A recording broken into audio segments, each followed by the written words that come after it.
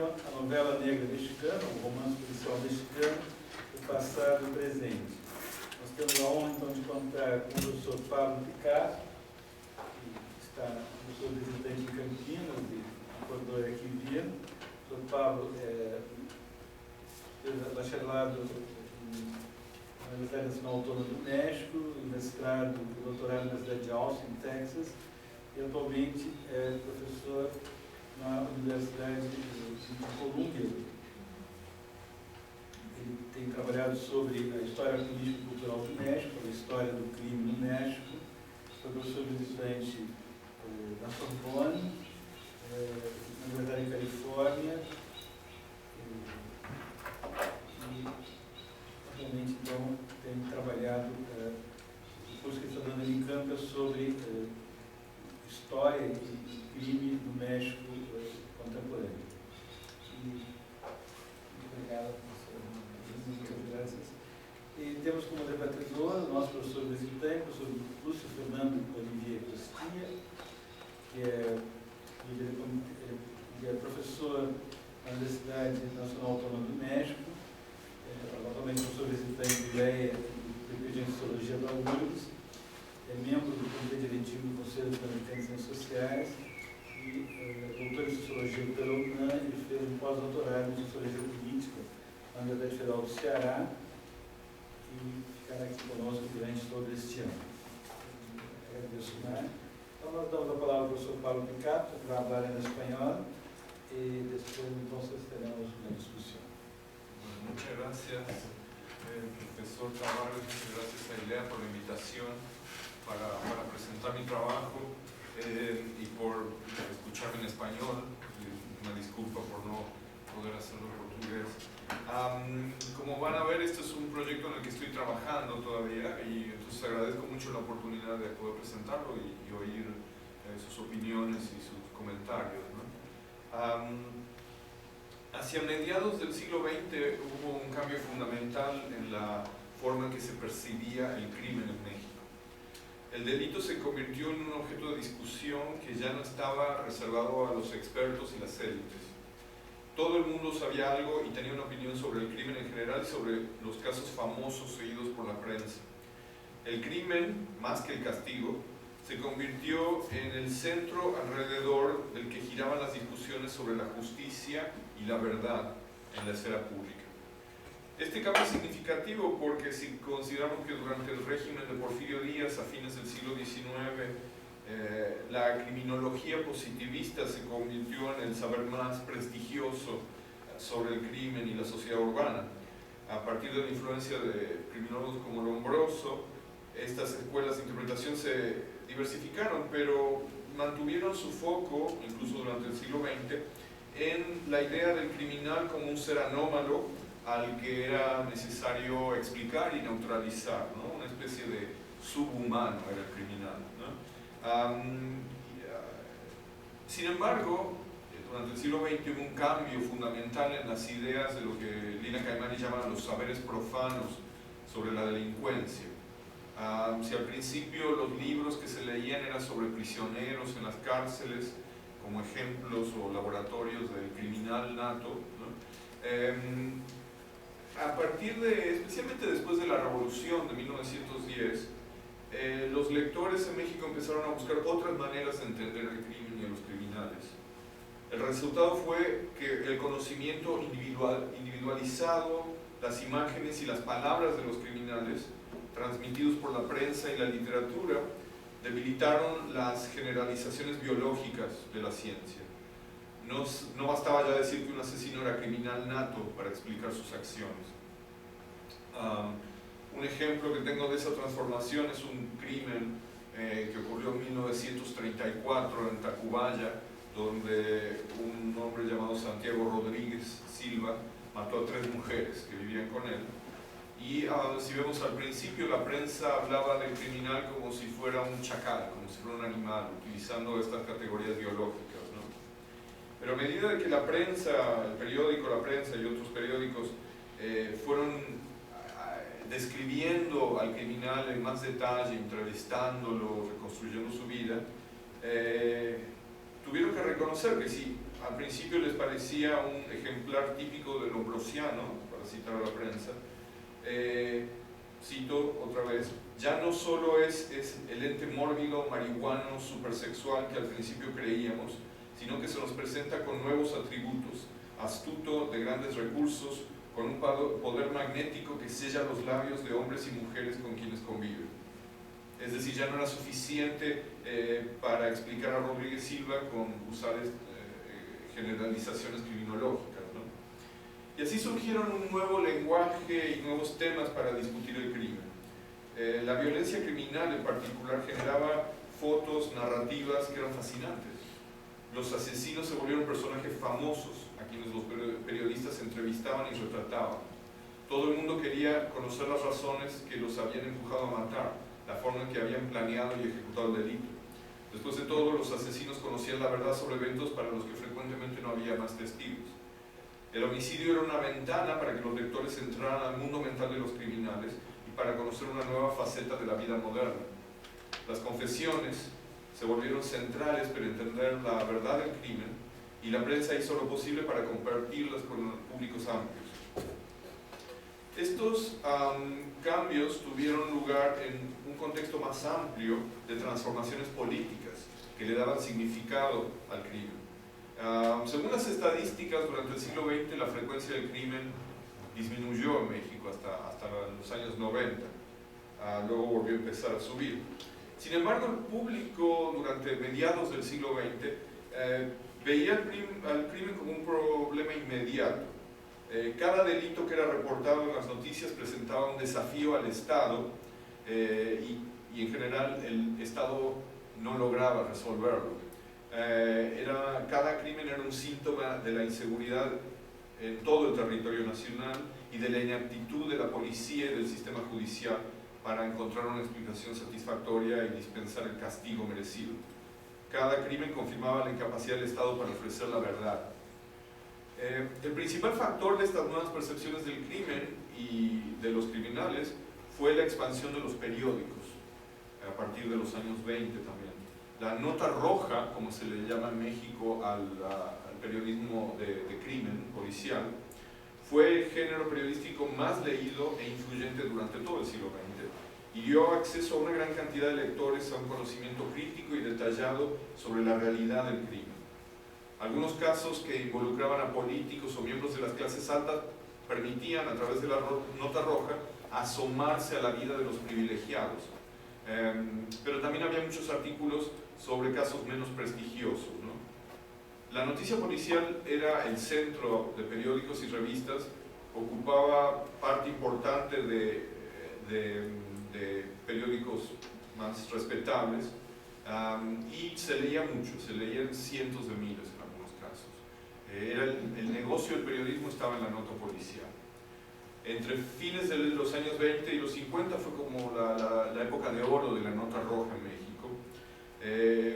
Era un periodismo de gran dinamismo que daba voz a los lectores, criticaba al Estado y presentaba información de primera mano sobre el crimen, es decir, sobre eventos públicos que, a diferencia de los eventos relacionados con la política, podían ser descritos en todo detalle por reporteros y fotógrafos. Había más censura, más control de la prensa en su cobertura de la política,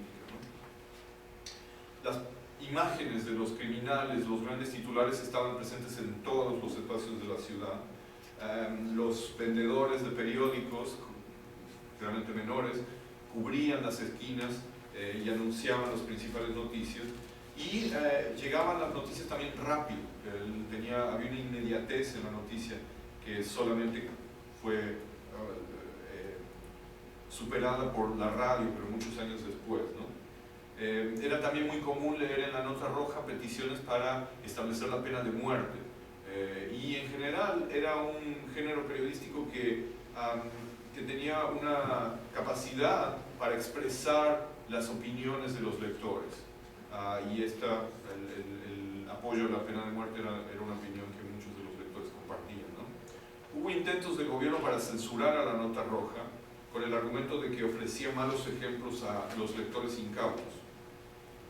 En efecto, las noticias policiales hacían personajes famosos a algunos criminales como Rodríguez Silva.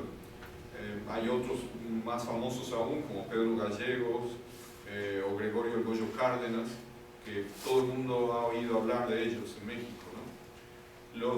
La cobertura periodística los presentaba como personalidades fascinantes, cuya obra, El homicidio, debía examinarse en cada detalle y cuyas confesiones tenían más credibilidad que las investigaciones policiales. La justicia frecuentemente salía mal parada de la cobertura periodística. Y aquí es donde la literatura me parece que se convierte en una fuente muy importante para entender las percepciones del crimen del siglo XX. Había ciertas cosas que los periodistas no podían escribir porque trataban en general de mantener una buena relación con la policía. Tenían que tener acceso a la escena del crimen, tener acceso a los criminales para poder entrevistarlos. Entonces, había algunas cosas que los escritores de ficción no tenían que preocuparse. Los escritores de ficción policial podían tratar a los criminales como personas fascinantes y burlarse de los policías de una forma más abierta. La literatura policial permitió a una diversidad de autores y lectores explorar distintas maneras de llegar a la verdad y de dispensar la justicia ante un Estado que veían como incapaz de ambas cosas. Esto de leer la narrativa literaria como fuente de la historia social no es una idea muy original. La novela del siglo XIX ha sido utilizada como fuente privilegiada para entender la historia nacional de México. Estos textos exploran la intimidad y la publicidad de las relaciones de clase, los sentimientos, la subjetividad, los contrastes entre los ámbitos urbanos y rurales. Podemos mencionar, tal vez la más famosa, Los bandidos del Río Frío. No quiere esto decir, sin embargo, que debamos leer estas novelas de una forma literal, como documentos que contienen información de primera mano. Son documentos, sí, y en cierta forma constituyen un archivo, pero funcionan de maneras complicadas y cambiantes, mezclando la ficción y la realidad. No hay una sola forma correcta de usarlas, pero sería un error no usarlas. Sin embargo, hasta ahora la clave para leer las novelas del siglo XIX y también las novelas de la Revolución Mexicana ha sido el nacionalismo. Los historiadores y críticos han interpretado la relación entre la representación novelística de la realidad social en función del desarrollo de la identidad nacional y el papel del Estado. Y hay autores que proponen lo mismo para la novela policial. Fernando Fabio Sánchez, en un libro que se llama Artful Assassins, dice que la clave para entender la novela policial en México es el nacionalismo del siglo XX, ¿no? En mi opinión, esta referencia al nacionalismo no es tan productiva para entender las relaciones entre los lectores y los autores de la novela policial y el Estado post-revolucionario. Yo seguiría Bakhtin para decir que en este género literario podemos encontrar muchas voces diversas, más que un solo punto de vista, muchos puntos de vista, y no vemos al Estado como dominando la narración, ¿no? También el nacionalismo no es tan útil porque el género detectivesco, y no solo en México en general, ha girado siempre alrededor de las dificultades del Estado para organizar y nacionalizar la realidad. Es decir, siguiendo a Luc Boltanski, para ofrecer un marco lógico y normativo en que los eventos de la vida pueden ser situados. Esta es la realidad, ¿no? En la literatura clásica, como Sherlock Holmes, el crimen desafía ese marco y el detective lo restaura mediante su trabajo de investigación. En las novelas mexicanas, el triunfo del detective generalmente significaba el fracaso de la policía para restaurar esta realidad. También los autores de novela policial mexicana no podían ser simplemente nacionalistas porque sus textos estaban en diálogo con narrativas que venían de Estados Unidos y otros países. Más aún, para entender la relación entre la novela policial y la vida social, es necesario situarse en el marco de una cultura urbana que también miraba hacia afuera, particularmente hacia los Estados Unidos, para encontrar modelos de cómo habitar un mundo capitalista en rápida transformación. La americanización de la cultura no es necesariamente una mala palabra. También puede entenderse como una visión crítica, no necesariamente acomplejada por la inferioridad, hacia las limitaciones de la justicia en México, aún sin asumir que la justicia en los Estados Unidos fuera perfecta. La novela policial mexicana estaba preocupada por las relaciones de mercado y los problemas de la vida material, por el individualismo como un hecho de la realidad más que por el patriotismo y otros sentimientos cívicos. En este plano literario, la americanización no significa lo opuesto del nacionalismo, sino una adaptación de modelos narrativos a una realidad particular. Glenn Close propone que para Hispanoamérica en general, la ficción sobre el crimen tendía puentes transnacionales, pero también servía para entender la compleja realidad de las ciudades masificadas de América Latina. Y Miguel Rodríguez Lozano, que ha estudiado esta literatura en México, dice que servía para dirigir la mirada de los lectores hacia la realidad social y el poder y les ayudaba a sacar lecciones para el presente. Sin embargo, casi toda la ficción policial mexicana de mediados del siglo XX ha sido despreciada por el canon de la literatura nacional. Críticos como Persephone Braham o Carlos Monsiváis han propuesto que se trataba de una literatura esteticista, apolítica, amateur, derivativa, por lo menos hasta los años 70, en los que surgió un nuevo grupo de escritores más noir, como Paco Ignacio Taibo, llamado neopolicíaco, que ya tenía otro mensaje político, ¿no? A pesar de este olvido, la literatura policial, que aquí incluye el noir y otros subgéneros, tuvo una gran popularidad en México entre los años 40 y 50. Se publicaron innumerables novelas en ediciones baratas, la mayoría de ellas traducciones de autores extranjeros, casi todas ausentes de las bibliotecas, no las podemos encontrar ya en la mayoría de las bibliotecas. También surgieron revistas dedicadas al género, la primera y la más importante, Selecciones Policíacas y de Misterio, que se empezó a publicar en 1946 y era concebida como una traducción mexicana de Ellery Queen's Mystery Magazine, una revista publicada en Nueva York a partir de 1944. Los editores mexicanos de Selecciones pronto comenzaron a imprimir cuentos de autores que escribían en español y en particular mexicanos, no solamente traducciones. Luego la revista Aventura y Misterio, aparecida en 1956 bajo el sello de la editorial Novaro, solo publicaba originales en español y atraía manuscritos con premios monetarios en cada número. Su objetivo era darle al género popularidad y cito a los editores, dignidad artística, la misma de la que gozaban los narradores policiales en otros países. Y aparte de estas dos, hubo muchas revistas y editoriales que publicaban policial. No hay datos, no tengo yo datos sobre los tirajes de la novela policial, pero deben haber vendido bien porque si vemos el catálogo de editoriales como Albatros, publicada por el mismo editor de Selecciones Policíacas, hay muchísimos títulos. La editorial Novaro, fundada por Luis Novaro, que era un editor de periódicos de Nota Roja también, funcionó durante mucho tiempo y publicó muchos ejemplares también. Aventura y Misterio, la revista que cité, iniciada en el 56, publicaba 20.000 ejemplares, lo cual no está mal para una revista literaria, ¿no? El costo de Selecciones, la primera que mencioné, era de 2 pesos y casi no tenía anuncios, lo que sugiere que se vendía bastante bien como para pagar las cuentas, ¿no? Y lo que es muy importante, yo creo, no hay ningún indicio de que ninguna de estas revistas haya tenido subsidios oficiales. No era parte de la literatura nacionalista que el Estado mexicano apoyaba. Los editores de estas revistas se quejaban amargamente de que no les alcanzaba el dinero, ¿no?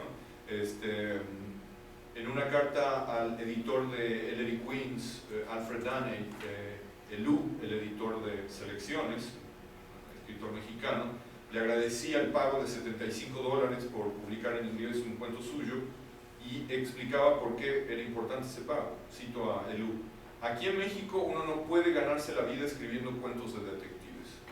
Yo escribí 6 y recibí aproximadamente 50 pesos mexicanos. Entonces tenía 25 años y era ambicioso, así que dejé los cuentos y empecé a escribir obras de teatro que tuvieron algo de éxito. Entonces empezó la época de las películas y aquí estoy escribiendo y dirigiendo el cine. De hecho, Elú escribió muchos guiones de películas y dirigió algunas películas también en México, ¿no? El número más grande de lectores alcanzados por el género policial era sin duda los de las aventuras de Chucho Cárdenas, un detective de ficción. publicadas en la edición dominical del periódico La Prensa entre 1949 y 1955. Estos cuentos salían publicados junto a los cómics en varias páginas que había que doblar y cortar para formar un pequeño librito, ¿no? De 32 páginas, que tenían portadas con algunos dibujos. Son como folletines que se leían muy rápido y que realmente no eran libros que adornaran una biblioteca. Sin embargo, se publicaron 320 títulos de las aventuras de Chucho Cárdenas. Tal vez su brevedad y su abundancia explique por qué los estudiosos del género policial apenas han notado la existencia del detective y de su autor, Leo Dolmo. De hecho, no se sabe quién fue Leo Dolmo. Probablemente seguramente fue un seudónimo, tal vez un seudónimo de varios autores, tal vez de un autor español, a juzgar por algunos cuentos. En todo caso, nadie lo ha tomado muy en serio a este escritor, pero tenía muchos lectores, eso es bien claro por la cantidad y la duración de la colección, ¿no? Incluso hubo un programa de radio inspirado en las aventuras de Chucho Cárdenas, y en los años 80 se reeditaron algunas de sus historias, ¿no? Sin embargo, los números por sí solos no son suficientes para entender la importancia de estas publicaciones. Hay razones en el género mismo que explican su popularidad y sugieren la forma en que transformó las prácticas de lectura. La principal, en mi opinión, es la transparencia del modelo detectivesco, la facilidad con que se puede leer y replicar, la predecible secuencia de crimen, investigación, resolución, las reglas claras para su escritura y lectura. Estos eran factores que hacían al género particularmente democrático, como lo señala Ilan Stabas. Estas historias tenían la capacidad de dar expresión literaria a la vida urbana complicada y agresiva. La relación del género policial con la realidad es clave, aunque no podría simplificarse diciendo que era una literatura realista. Según Ernest Mandel, ¿no?, el policial es un género que cambia con su contexto social y cuya producción es industrial, en tanto que busca la rapidez en la reproducción y la circulación y los costos bajos. Para lograr el entretenimiento de los lectores, estas novelas debían apelar a sus preocupaciones prácticas, no solo a su deseo de huir de la vida cotidiana. La transformación de la detectivesca hacia el noir, a partir de los años 30 en Estados Unidos, significó una respuesta a la percepción de la corrupción y la violencia de la realidad, pero también la búsqueda de una verdad que ya no se asociaba con el puro ingenio, como en las novelas de Sherlock Holmes, sino con una lógica capitalista de egoísmo y desencanto. Pero también había una fascinación, algo culpable, que atraía a los lectores. Según W.H. Auden, un poeta, el género policial es adictivo. El crimen da placer, pero al mismo tiempo causa cierta culpa. Esta culpa, según Auden, se lava cuando el conocimiento restaura la inocencia mediante el descubrimiento del culpable. Este ciclo moral de transgresión y restablecimiento de la justicia es lo que permite leer y olvidar rápidamente estas novelas. Volviendo a México, para crear una masa crítica de lectores, estas reglas del género requerían un proceso de aprendizaje colectivo. Las revistas policiales mexicanas se plantearon la doble misión de educar a autores y a lectores. El U, que ya cité, fundó en 1946 el Club de la Calle Morgue, con otros amigos escritores, con un objetivo muy simple, cito a Elú: pocos en este país escriben ficción detectivesca. Queremos más escritores para este género y muchos más lectores. Fin de cita. En las páginas de la revista, esto significaba instruir a los lectores sobre la historia y las reglas del género policial. Los cuentos eran frecuentemente precedidos por varios párrafos en los que los editores explicaban quién era el autor y cuáles eran los atributos principales de la obra que se iba a leer, ¿no? A veces situaban el cuento dentro de las clasificaciones típicas del género, ¿no? El cuarto cerrado, el hard boil, el misterio, o según la influencia de distintos autores: Agatha Christie, Conan Doyle, Cornell Woolrich, Raymond Chandler, como para que los lectores pudieran guiarse, ¿no? En un nivel más general, los textos que precedían a los cuentos advertían a los lectores sobre la importancia que iban a leer. Dashiell Hammett cuyo cuento Demasiado Vivido se publicó en el número 3 de Selecciones, en traducción de un importante escritor mexicano, Rafael Bernal. Cito aquí a los editores: revolucionó el estilo de la novela policíaca con El Halcón Maltés y dio un nuevo estilo de la novela policial, 100% norteamericana, ¿no? Este era el prólogo antes de leer el cuento de Hamlet. Los editores preparaban a los lectores para apreciar mejor el proceso del descubrimiento. Los autores expertos sabían presentar la información del caso de una manera que pudiera engañar a primera vista, pero que, leída con cuidado, fuera suficiente para resolver el misterio justo antes del desenlace. Las notas introductorias frecuentemente convocaban al, cito, culto lector a leer con cuidado y con método. En un cuento de Miriam Allen Ford, los editores le pedían al lector no adelantarse a leer el final del cuento. Cito: después nos dirá usted si al leer el último párrafo experimentó la misma sorpresa que nosotros. Recuerde usted que está en juego su ingenio y el del autor.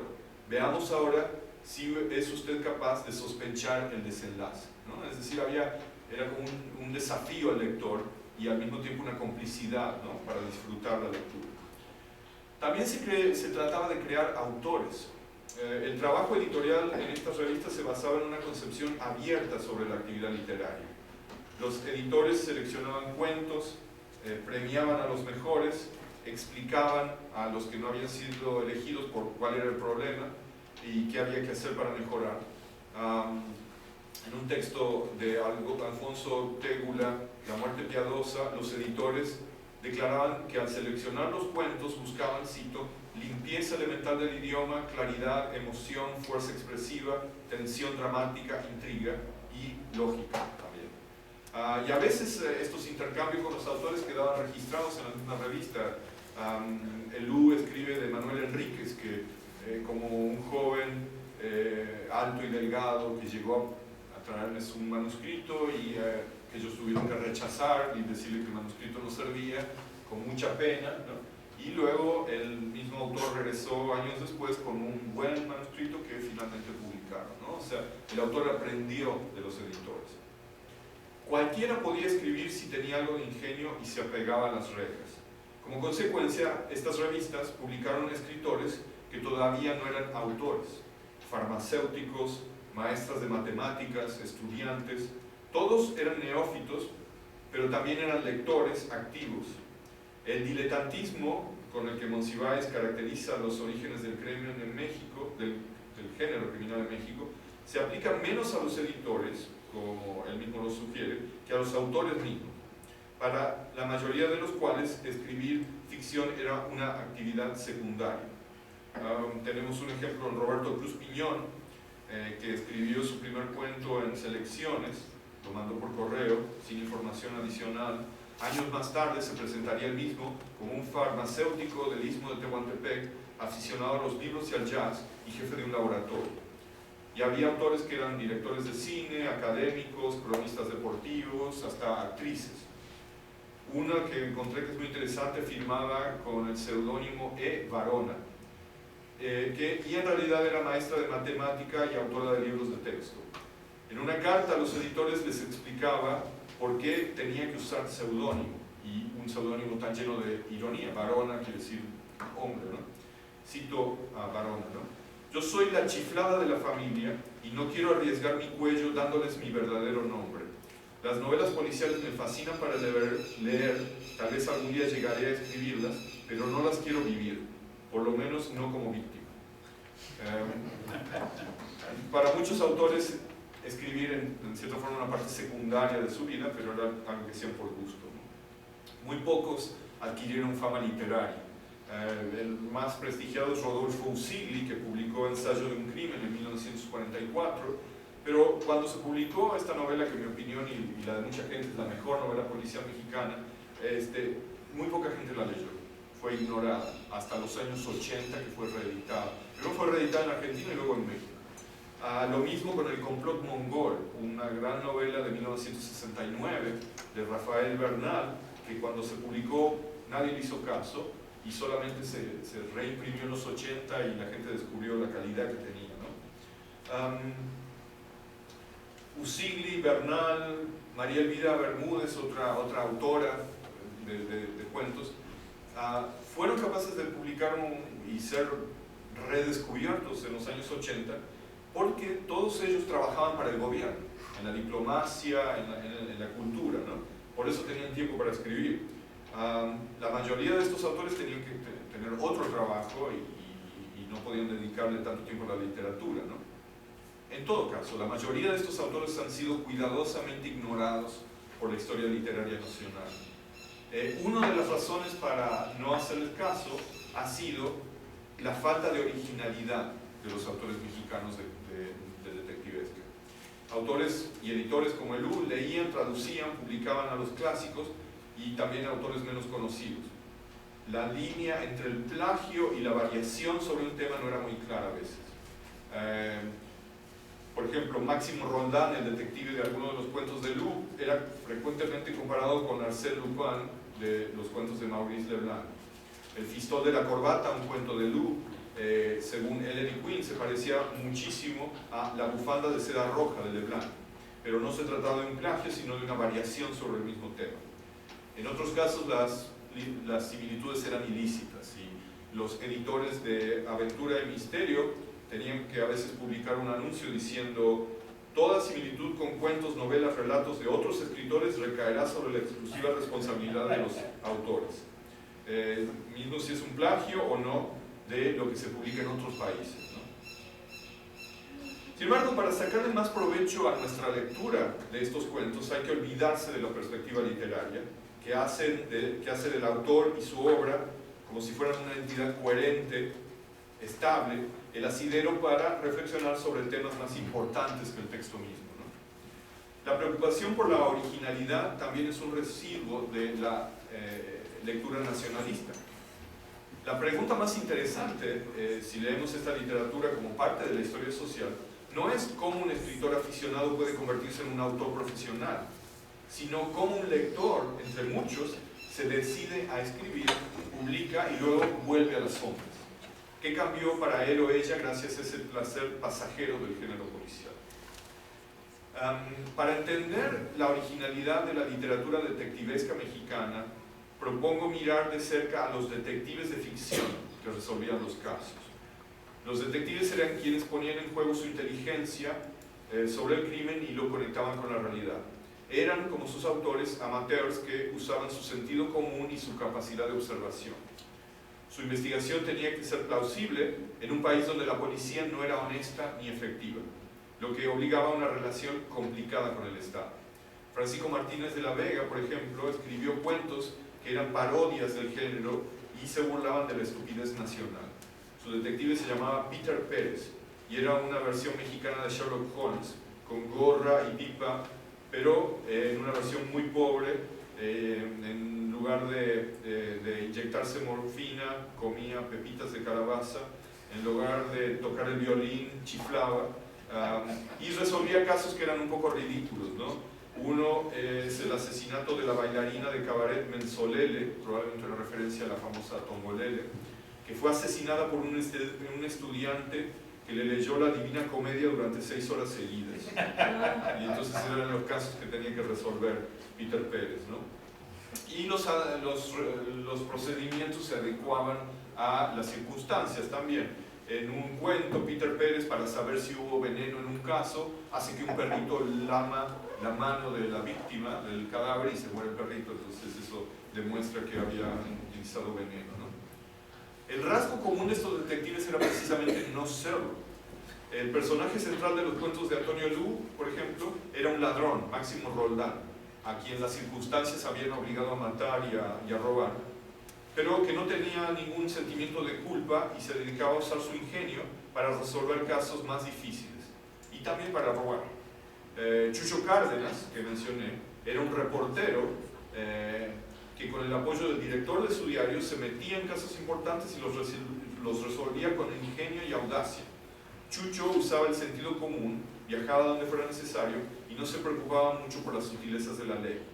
Si hacía falta, seducía mucamas, utilizaba disfraces y también envenenaba a perros.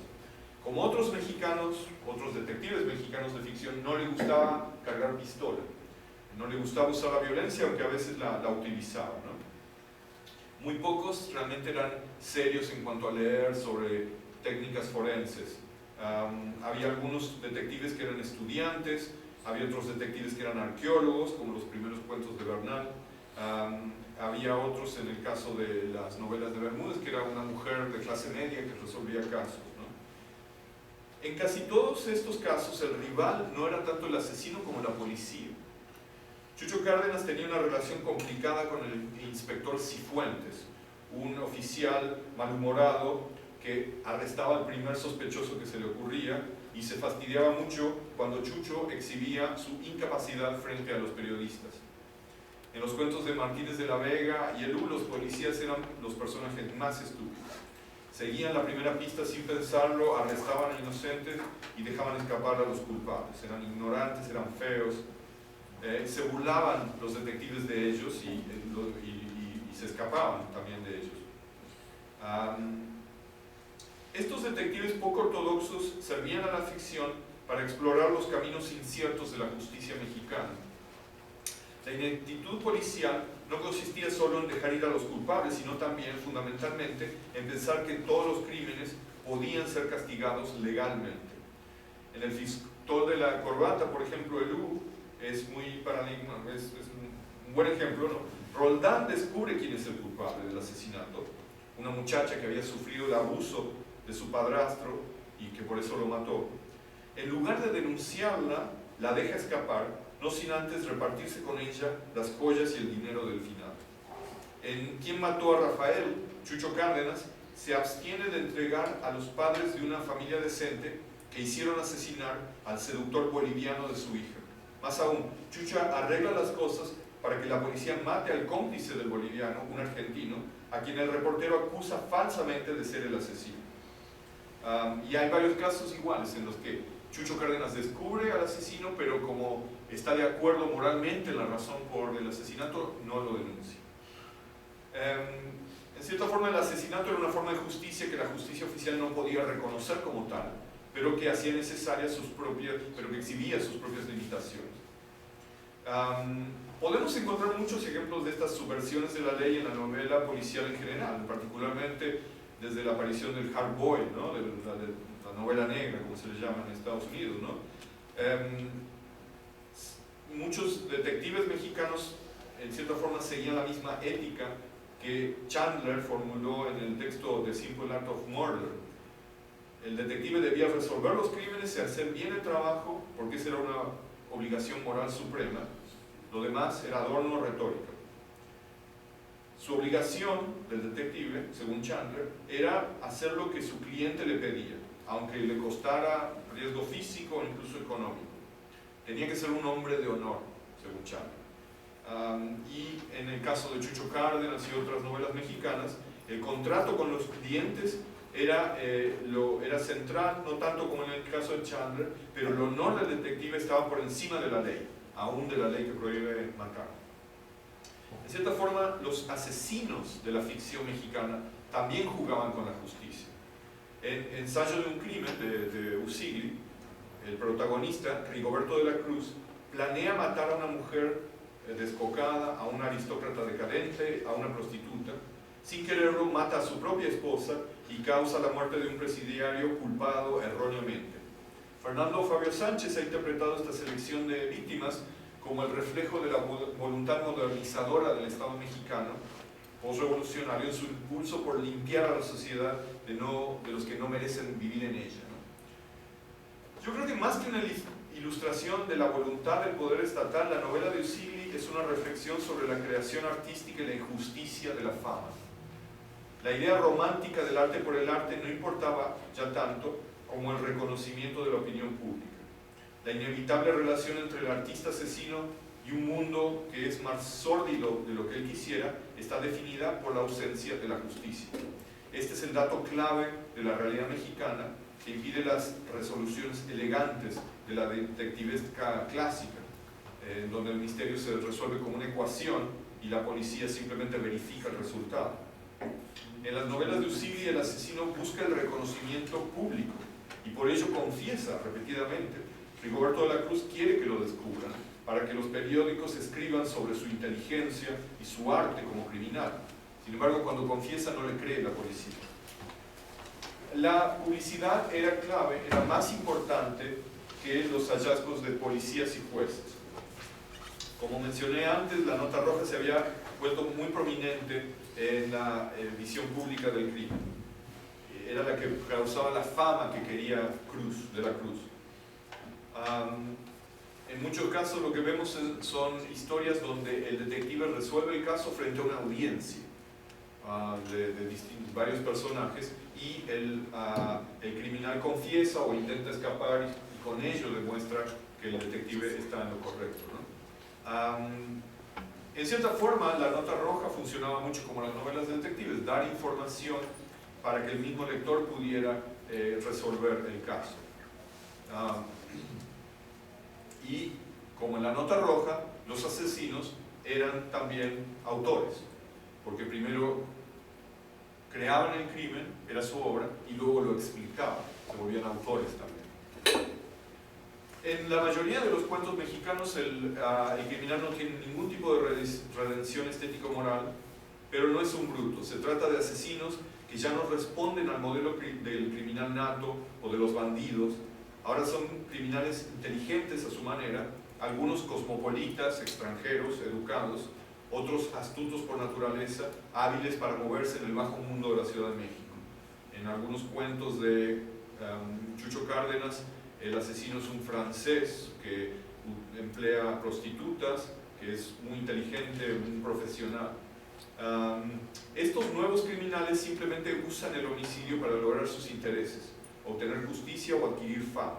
Una fantasía que sin duda compartían sus autores y lectores.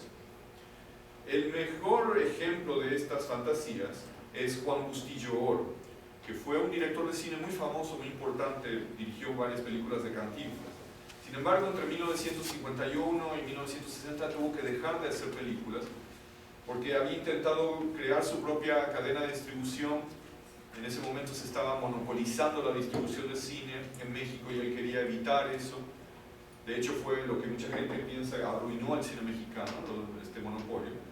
Pero no pudo hacer. Cuando abrió su propio cine, Bustillo Oro, hubo un misterioso incendio y el cine tuvo que ser vendido, ¿no? Entonces se dedicó a escribir algunos cuentos policiales. Publicó 3 cuentos, Bustillo Oro, a mediados de los 50, ¿no? Y en estos cuentos, por un lado se ve muy claro ese resentimiento que tiene él ante ya no poder ser director de cine. El castigo es algo que se hace a través del asesinato, donde a veces el personaje central es el asesino y no tiene ninguna culpa. El mejor ejemplo es cómo murió Charles Prague, que salió en 1960, donde Bustillo Oro desarrolla el tema de la justicia en forma de asesinato, que parece accidente, y que lo combina con una reflexión sobre la creación artística. El cuento sucede en el Hollywood de los años 20 y Lee Smith, un actor de carácter, harto de ser siempre el villano que acababa derrotado, envenena al galán de la película, Charles Prague, quien muere enfrente de la cámara. El director usa la filmación de la agonía de Prague porque sabe que así la película va a venderse más. Sin embargo, para ello debe cambiar el final de la película y hacer del villano, Smith, el vencedor. Así se hace justicia en la perspectiva del asesino, porque él era mucho mejor actor que Charles Prague. Pero ahí no acaba la historia. Tiempo después, Smith confiesa ante el productor de la película, quien a su vez lo acusa ante la policía. Y no por buscar justicia, sino porque el productor sabe que si lo acusa, más gente va a ver la película, ¿no? Y lejos de evitarlo, Smith acepta su destino y promete actuar su último papel de villano mejor que nunca, con el mismo profesionalismo que tuvo su carrera. Pero aquí va a actuar en frente a la justicia, ¿no? Pero él lo ve como un teatro más, ¿no? El papel de los asesinos en estos cuentos y novelas refleja actitudes sociales cambiantes sobre la violencia y el crimen en México. Hay bastante evidencia que después de la Revolución el público lector veía con buenos ojos la violencia extralegal como una forma de obtener justicia. El ejemplo más claro, bueno, he mencionado el apoyo a pena de muerte, que nunca se estableció definitivamente en México, pero también al uso de la ley fuga, que era un nombre irónico para describir una práctica en la cual los presos eran muertos cuando estaban bajo la custodia de la policía decía, se trataron de escapar, lo tuvimos que matar, ¿no? Pero en cierta forma era una ejecución extrajudicial, ¿no? Si vemos muchos casos de estos en los periódicos, hay cartas, hay opiniones donde la gente dice, bueno, qué bueno que lo mataron, porque las cárceles no son suficiente castigo, porque la gente se escapa de la cárcel, porque no hay pena de muerte, entonces la ley fuga, aunque sea ilegal, es una válida forma de hacer justicia. También había linchamientos, aunque no sabemos mucho sobre la historia de los linchamientos en México, hay investigaciones, no están obviamente registrados también en la prensa, pero lo sabía, ¿no? Y era una forma de hacer justicia extralegal. Suena paradójico hablar de linchamientos y ley fuga como guías para entender la literatura policial, pero el hecho es que en el siglo XX en México la relación entre la justicia y la violencia tuvo una evolución muy particular que no puede entenderse desde un punto de vista puramente institucional. La violencia revolucionaria dio paso a la estabilidad política, pero no a la paz.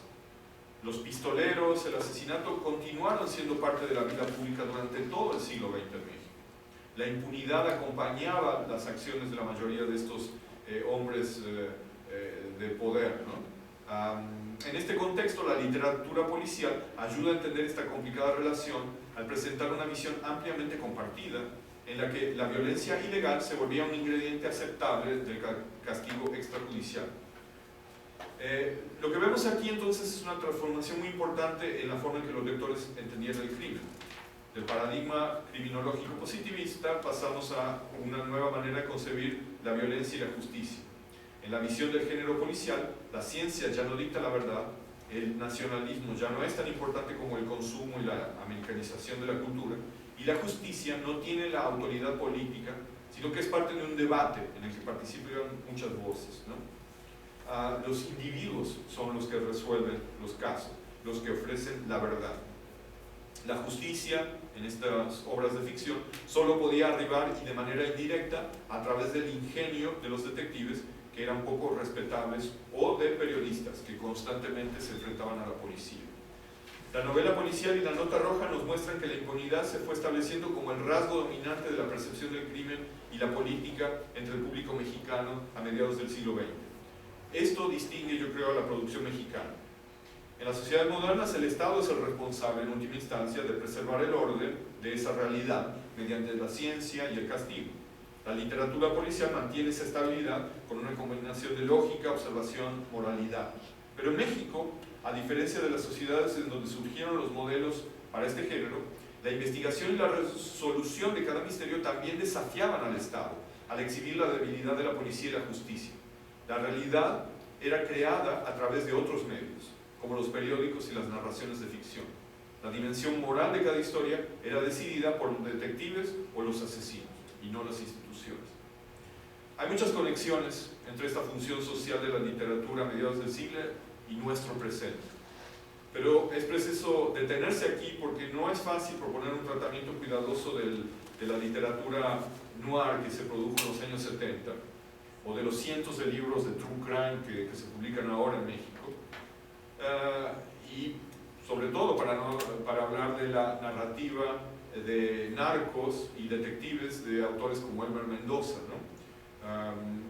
Basta por ahora, yo creo, identificar estas décadas centrales en el siglo XX y los medios en los que se conjuró esta visión escéptica sobre la justicia, esa relación ambigua entre el crimen y el castigo, y esa certidumbre general sobre la incapacidad de la policía para establecer la verdad. Para sugerir cómo esta concepción del crimen sigue viva, me gustaría concluir con una referencia a la novela más reciente de Elmer Mendoza, Nombre de Perro. El valor de la obra de Mendoza no se reduce a retratar con humor y realismo el mundo violento de Sinaloa y el narcotráfico. También a él lo tenemos que leer en clave detectivesca. En esta novela, el detective es un policía, Edgar Mendieta, cuyo mérito reside en evadir la ley. Mendieta alquila sus servicios a una poderosa narcotraficante y deja en sus manos la justicia, que los sicarios ejecutan sin miramientos. No hay nada más que explicar. Del Estado no se puede esperar esta función básica, lo reconoce la misma policía, así que no queda más remedio que adaptar esa restauración del equilibrio social de la que hablaba Howden a una realidad violenta, pero no por ello irracional. Para nosotros, lectores que sentimos el placer culpable de leer a Mendoza, es necesario entender el momento en que esa destructiva noción de la justicia se volvió parte central de las percepciones del crimen y el castigo en México.